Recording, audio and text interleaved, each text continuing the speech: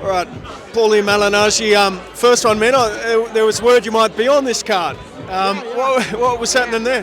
Yeah, it was. Charlo wasn't able to get in. You know, at this point, I train all year round. You know, while I'm going to be active for the last year of my life. You know, in terms of being active as a fighter. You know, so during this little foray I've had as a return, I said, I'm going to train all year round. I don't want to get out of shape and whatnot. So I'm always in pretty good shape. So when I heard Charlo fell out, I said, if he can make 160, I'll meet him up there. I've been fighting at 154 the past year. I heard he was 154-pounder, just moving up for the opportunity to fight Charlo. So I said, let's meet in the middle. I walk around just a few pounds above anyway, so I can make the weight, and I'm in pretty good shape. So we can do it, and we almost got there. We couldn't quite come to terms. But still, nonetheless, it would have been an interesting opportunity because a big card, exciting moment. It would have been something that would have tickled my fancy. What do you made of that whole Jamal Charlo situation? I mean, No Limit have been copping some criticism online for not doing their due diligence to sort of make sure that he can get here. What is your read on that? I mean, sometimes you get a visa, sometimes you don't. That's it. It's really kind of comes down to that, I guess. It's you didn't get the visa. Sometimes it happens. Things are a bit more under the microscope when it comes to those kind of things. Is that a blow to the card at all, Paul?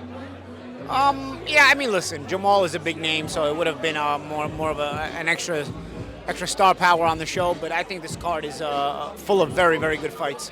So, though it is a bit of a blow, at the same time, you still have some fights down there that are still worth a watch. Fulton and Wilson is a solid fight. Red is a very solid prospect stepping up. And obviously Callum Peters is somebody who's always fun to watch and will continue to be fun to watch as you moves his way up the ladder. And then of course you still got Spence and Tszyu, which is the one everybody wants to see. What's your thoughts on this main event, Errol Spence versus Tszyu? A lot of questions that need some answering. There'll probably be more questions as a fight week progresses. Spence coming off a long layoff. What kind of Spence are we going to get? Tszyu not coming off a layoff, but coming off two performances where maybe he lacked the aggression you like to see in a Tszyu. Which guy has more left? I think everybody agrees that both guys are not what they used to be before, but which guy has more left? What do you reckon is the biggest, a lot of talk about Spence's fight with Crawford and that 3-year layoff.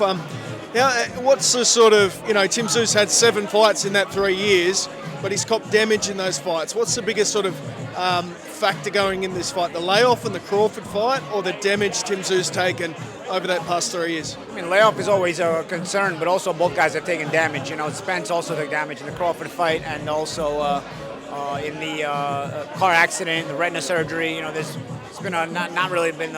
He's really come out the worst for wear as well. Obviously, Tszyu's been through some tough fights, tough moments. Again, a lot of questions, not enough answers, and we'll get the answers over the weekend. When will you know in this fight? Is it 1, 2, 3 rounds, and then you'll get a sense of how things will play out? I think you might know right away. I think Spence has to. Tszyu has to start fast. If Tszyu doesn't start fast, you already have some answers. Longer the fight goes on, does that favour Spence or Tszyu? Not necessarily favor Spence because Spence has been out for so long that you don't know how he's going to go through the distance. But I think it'll at least allow him to reacclimate back into a competitive nature.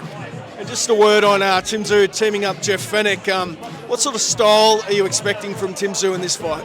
I think the change has been more for a mentality change. Fenech is a no BS guy who will demand a killer instinct out of Tszyu. That's sort of been the thing that's been missing. I don't think it's been more than anything tactical. You're not going to gain anything tactical in just a few months. But I think there can be a mentality change, and that's what's needed for Tim. And I think that's why Fenech has been brought in, because Fenech sort of always had that kind of mentality, both as a fighter and a trainer. Last one for you. Does the loser of this fight, do they retire, Paulie? Possibly. Depends how they lose. Depends how the fight is. Depends how competitive it goes. Who knows? Maybe you have a rematch if it's a good fight. A lot of questions, not enough answers. We want the answers on fight night. Thanks so much, man. Appreciate it.